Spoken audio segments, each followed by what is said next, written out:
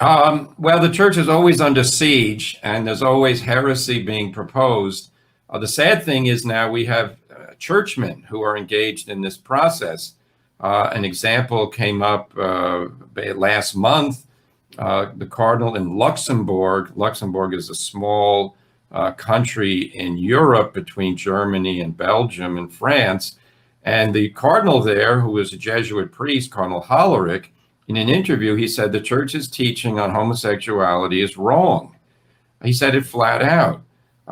That is an authority figure who, by the way, was picked by Pope Francis to be the relator at the synod, meaning he'll be the one in charge of composing the document that the synod on synodality will issue, which is going to, that synod is already underway, but it will only meet in Rome a year and a half from now. Anyway, back to Cardinal Hollerich. This cardinal who enjoys authority in the church is using his position to destroy people's faith in the church's teaching on sexual morality. That's just plain wrong. It shouldn't happen. He's doing it. And it's very, very discouraging to people to think they can't always trust what bishops are saying. And then why are those bishops allowed to remain in place without recanting their error? Father, why are they allowed to remain in place without recanting their error? Well, there's a lot of passivity, unfortunately. And, this is an area where, as part of the synod on synodality, the faithful need to appeal to Pope Francis and say, we want the shepherds of the sheep to lead the sheep into the green pastures of clear and pure doctrine, not into the polluted waters of error and immorality, which is what this man's doing. So synodal consultations are going on now throughout the world. We need to tell the church's leaders, bishops, cardinals, and the Pope himself, Cardinal Hollerich should be disciplined. He should not be allowed to do this because, indeed, church teaching is unchangeable as regards the immorality of homosexual activity. And the greatest truth that needs to be told to people involved in those immoral sins is this is not pleasing to God. This is not part of God's plan for mankind. And it certainly should never be endorsed by a church leader. Father, what an incredible point, because truth does not change. It does not then change. And of course, to me, those very statements that were made, those very arguments put forth, go against the very heart of the gospel that you were talking about earlier. In fact, you made a great point. St. Paul makes the point.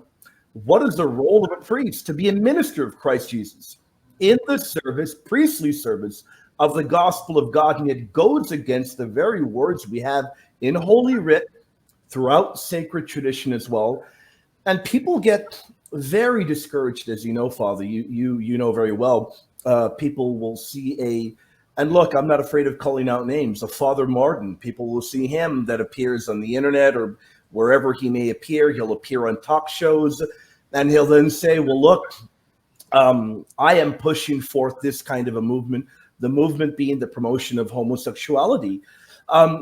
Look, I could understand, Father, because I've talked with a number of priests that'll say, we're very open to people that have tendencies towards homosexuality in helping them out. And look, the church doesn't say if you're homosexual that you can never go to church or that you're damned to hell. The homosexual acts are what are condemned, and the church wants to bring them in and to help them out rather than shun them. But then when you're trying to say that the acts of homosexuality in and of themselves are holy or are okay or acceptable, which you seem to find as a message that Father Martin is putting forth, that then tends to be quite problematic. Would you agree, Father? Yes, certainly. Father Martin wrote a book called Building a Bridge, in which he says that the language of the Catechism of the Catholic Church is cruel as regards homosexual inclinations. Father Martin is wrong. It is not cruel to tell the truth. In fact, it's the supreme form of charity to connect somebody with what is going to save their soul and bring them into a living union with God. So that's where Cardinal Hollerich and Father Martin and others who are promoting the gay lifestyle need to be corrected. There's a group in the United States called New Ways Ministry, which is promoting a homosexual lifestyle in the church, trying to claim that Catholic teaching is wrong. And, this group, unfortunately, is allowed to post their propaganda video on the website of the Synod on Synodality. This is not right. The Catholic Church does not operate, websites in order to have Catholic teaching criticized and contradicted. That's not the role. The shepherd is only supposed to let the sheep into the sheepfold, not the wolves. And the wolves are the ones who would destroy the sheep, in this case, by teaching error and immorality. Father, indeed, it does cause a very confusing message being put forth. I think what people tend to forget is that you've got regular webmasters, people that are perhaps liberal, that post this on perhaps the Synod website or any other webpage, and it doesn't come across as being official church teaching, supplanting what was the teaching throughout all the ages. But people seem to think that it does. People seem to think that the church is moving more and more towards that because of confusing things like this. Now, when we look at certain things like this movement that you just mentioned, from what I've briefly looked at, you have individuals not only pushing homosexuality as being the norm or being normal or being acceptable, but also a push to make women priests. These are very problematic because we know that that's not a possibility, ordaining women to the priesthood. So a number of things seem to be very problematic. And I've got to be very honest with you, Father. The majority of my family, and it hurts me to say it, they don't go to Mass. And it's very hard because they see things like this, they're confused about it. And I think that confusing messages like this do more harm than good. And I think it is our duty, not just me, but everybody that attends church, to really promote what is true Catholic teachings. And it'd be great if we could get all our shepherds on board, wouldn't it? Well, the shepherds are supposed to be leading the sheep in the ways of eternal truth. And absolutely, think about someone who is, sad to say, involved in homosexual sin, and then they hear that, well, a cardinal tells me that the church's teaching is wrong, so I can keep doing this. Well, the Lord warned in the gospel not only about those who, fall into a sinful lifestyle, but those who do not rebuke the sinner. In other words, they too will lose their soul if they die in their sin. So, the idea that Catholic teaching is subject to reformulation according to the popular trends of our time, this is a deadly notion.